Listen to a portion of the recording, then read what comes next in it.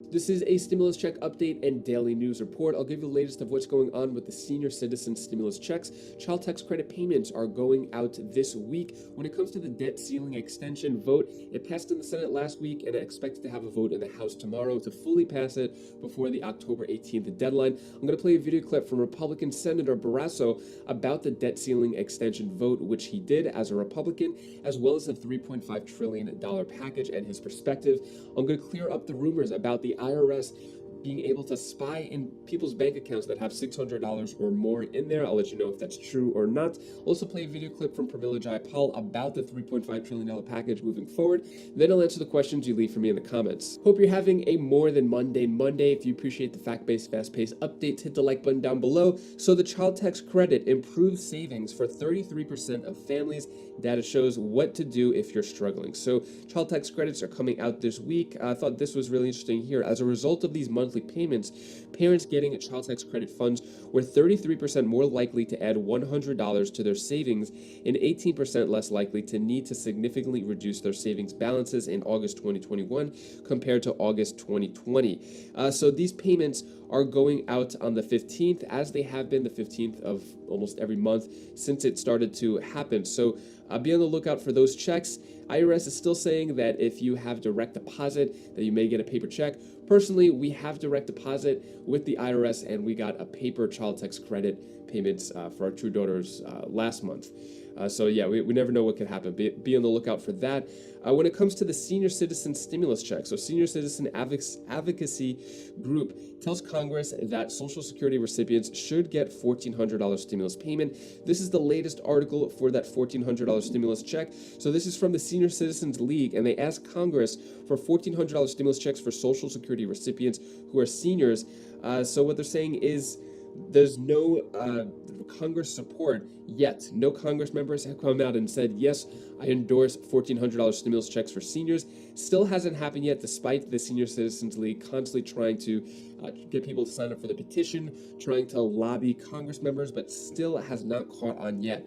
When it comes to the big fourth $2,000 per month stimulus check at change.org, it's currently at 2,923,000 signatures. Still not part of the big package yet, and no politicians as of recently have endorsed the fourth stimulus check. So I'll keep you updated on that as well. When it comes to the big debt limit hike and the extension, the House is expected to vote on it tomorrow, Tuesday, and hopefully it passes so then we don't have any troubles before the October 18th deadline.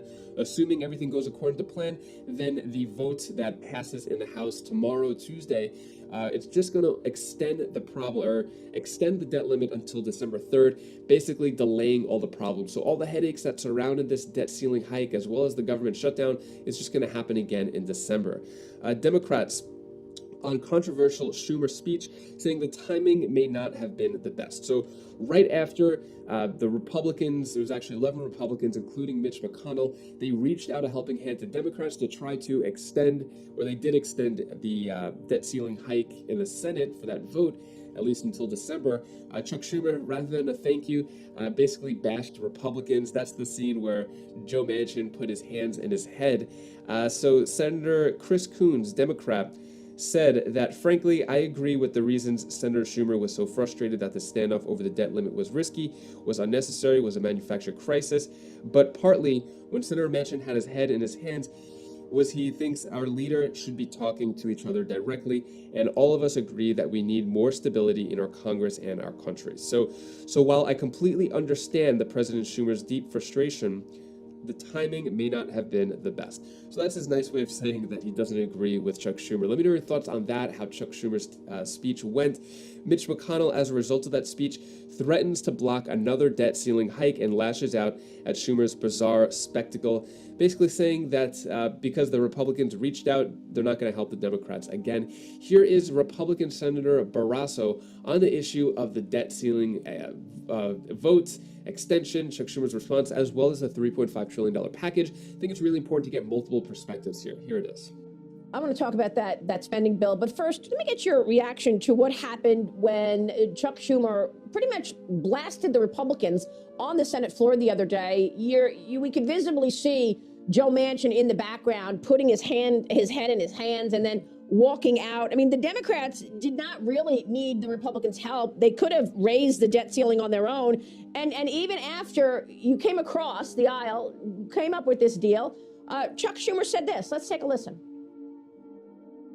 Leader McConnell and Senate Republicans insisted they wanted a solution to the debt ceiling, but said Democrats must raise it alone by going through a drawn-out, convoluted, and risky reconciliation process.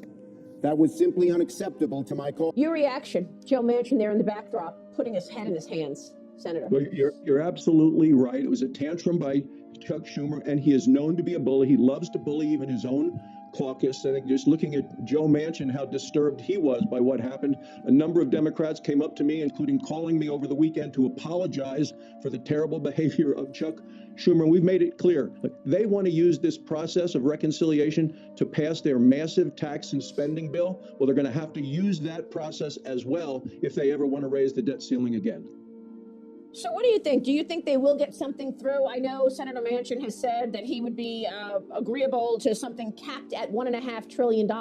You've made an important point recently that it's not just the cost, it's what's in it. So talk to us about whether you believe Manchin and Sinema will hold up and not agree to anything substantial in terms of beyond 1.5, not that $1.5 trillion is not substantial, and what's in the plan? Well, as you last week showed the picture of me holding up this massive bill, yes. 2,500 pages, $1.4 billion per page. And to me, there are a couple of different parts of it. One is this just massive expansion of government's role in our life, cradle to grave, sun up to sundown, and all night long. Government is going to be more involved, sending out money, often to people who don't even need it. It's a complete takeover and massive spending to a level that we've never seen before. That's about 1/3 of it. The next part is the massive taxes that they need to pay for it. And we're talking about 40 different taxes, including all of this extra money for the IRS. And Janet Yellen, the Treasury Secretary, wants to use it to hire an army of IRS agents to spy on Americans' checking accounts, banking accounts. And then the third part is the real attack on American energy, which is going to make energy costs go up harder and more expensive to drive your car, to heat your home. And here we are on a day when energy prices today at the pump are the highest they've been in 7 years. You asked specifically about, go ahead. You asked, is it going to make it easier or harder to pass it? Remember, Maria, they wanted to get this done last summer. I was on with you in June and I said, well, if they do, it's going to be a long, hot summer. Now they're hoping to get it done by November. They're entering their winter of discontent. They have a long way to go. So I want to ask you about energy, but before I get there, real quick on these big federal programs that you've discussed, what kind of free money is going to be coming to people? I know there's major, child care support, there's elder support, a free community college. Go through some of those programs that once they're in place, isn't it true that they don't go away after a year? Well, that's actually the absolute bottom line of what we're looking at here. And in a way to try to lower the price tag, they're saying, well, we'll just start them small and let them grow over time. You and I know, Maria, once you get a federal government program in place, it's very hard for it to ever go away. So everything you mentioned is in there. The question is, how much are they going to start funding? But their goal is a complete takeover of the lives of the American people, which is why I call it big government socialism. And it is an expansion of government and an addiction to government like we have never even contemplated or seen before. And Joe Biden has surrendered to this socialist wing of the party, even to the point of holding hostage bridges, ports, airports, highways, things that the American people actually want. Let me know your thoughts on what Senator Barrasso said. Do you agree, disagree? So he mentioned one thing about the IRS being able to spy into people's bank accounts. I want to clear up that rumor. So the facts around an IRS proposal, some claim would allow spying on Americans' bank accounts. So some people say that if you have more than $600, that the IRS could look into your bank account. Here's a video clip verifying whether or not that's true with some sources and facts. If you have at least $600 sitting in your bank account, the IRS could end up monitoring your spending. You've been asking us about this new regulation, a part of President Joe Biden's proposed tax reform that is raising questions about privacy. Let's verify. A THV 11 Verify viewer wrote in asking, after seeing some banks posting on social media that the IRS is going to start making them report all deposits and withdrawals over $600, can you tell me if this is true? Our sources, the U.S. Department of Treasury, testimony from the IRS Commissioner and Congressman Steve Womack. At the end of April, President Joe Biden announced the American Families Plan, included in the proposal tax reform. Back on June 8th, in a testimony to the Senate Finance Committee, IRS Commissioner Charles Reddick lays out what would be included in the plan. You can see here, financial institutions would be responsible for reporting your withdrawals and deposits, breaking down physical cash, transactions with a foreign account, and transfers to and from another account with the same owner. Now, this would apply to all business and personal accounts with at least $600 in it. According to the testimony, the purpose of this plan would be to improve tax administration and provide the IRS with a blueprint to address various facets of the tax gap. The plan, however, has been met with major criticism. Arkansas Congressman Steve Womack joined other lawmakers in writing a letter expressing their concern with the data collection proposal, saying, quote, "The requirements of this proposal would impose significant compliance costs on our banks, credit unions, and related financial institutions, but also infringe on the privacy of millions of Americans." So we can verify, yes, it is true that under President Biden's proposed legislation, the IRS would have access to more information on accounts with more than $600 in them. Keep in mind, this proposal still has to make its way through Congress, so things could change. So the scary truth is that it is true that the IRS will be able to spy into your bank account if you have $600 or more in that account, meaning that if this $3.5 trillion package passes, that the IRS will be able to do that. And almost everybody has $600 in their bank account. What Janet Yellen, who's a Treasury Secretary, said in response to this, saying banks already report directly to the IRS the interest that they pay on accounts when it exceeds $10. And this is not a proposal to provide detailed transaction level data by banks to the IRS. So that's what she says, sort of saying it's not a big deal. I think it's a big deal. I don't think it's a good idea that the banks have access to information, but maybe I could be wrong. What are your thoughts on that? Should the banks have access to your information if you have $600 or more in the account, or should that be private? Let me know your thoughts on that. Moving on, so Pramila Jayapal, the Progressive Caucus leader for the Democrats, saying Biden agrees with $3.5 trillion reconciliation price tag despite lower top line proposals. So over this past week, it's been constantly back and forth. President Biden saying he's happy with $2 trillion, while progressive Democrats and Bernie Sanders are saying that they wanted $3.5 trillion, Joe Manchin, 1.5, numbers going everywhere. So we don't know what's going to happen, and we have an October 31st deadline. It doesn't seem like we're getting any closer to an agreement. Liberal Democrats have become the mainstream of the party and less willing to compromise with dwindling moderates. So it's basically the progressives versus the moderates. The moderates are in the minority of the Democratic Party. It seems that the progressives have taken over. A lot of fighting within the Democrat Party. I don't like seeing fighting in general because that means the more fighting they are with each other, the less that they're helping the American people. And that's what the whole point of Congress is about, to help the American people, not try to get one over on the next person or the next party.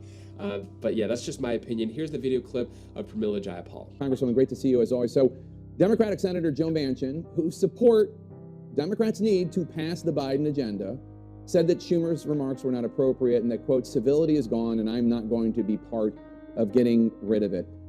I'm sure that you don't disagree with what Schumer said, but do you disagree with the idea that lowering the temperature right now might be a good thing for the country? Well, Jake, it's good to be with you.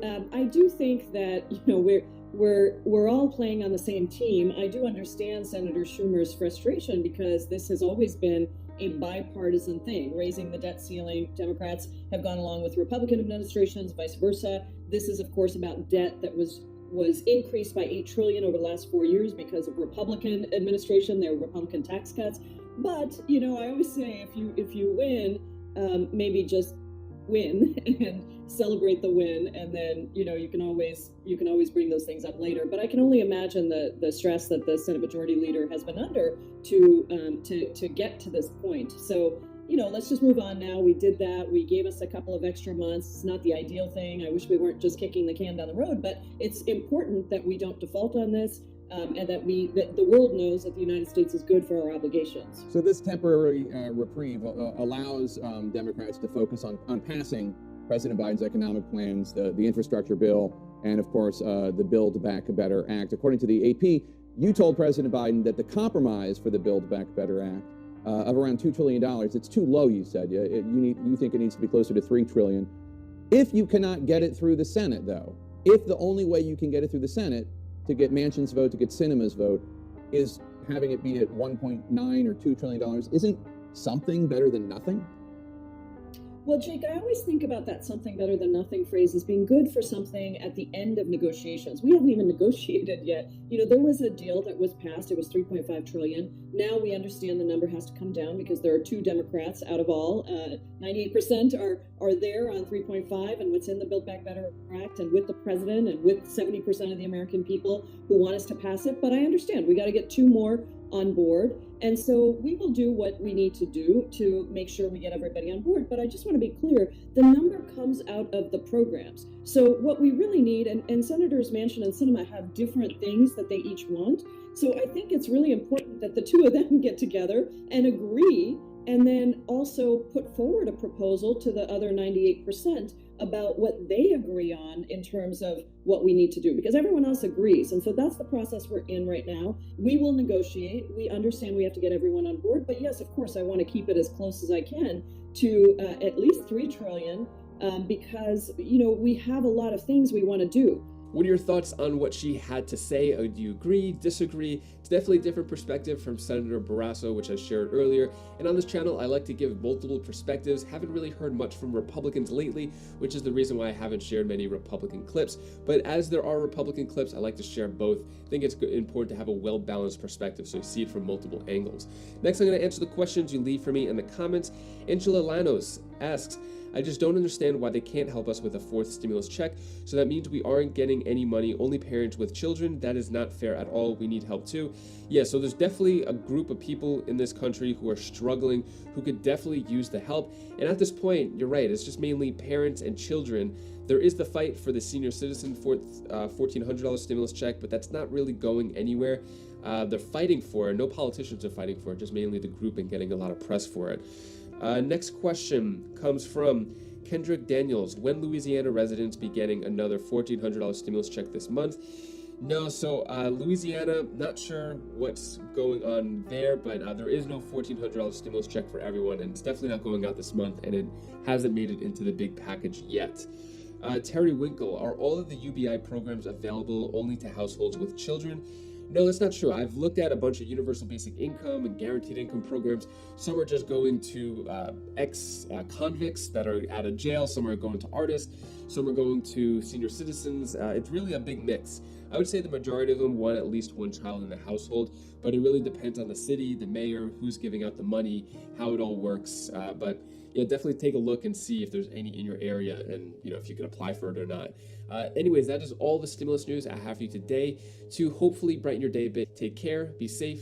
Thank you for watching.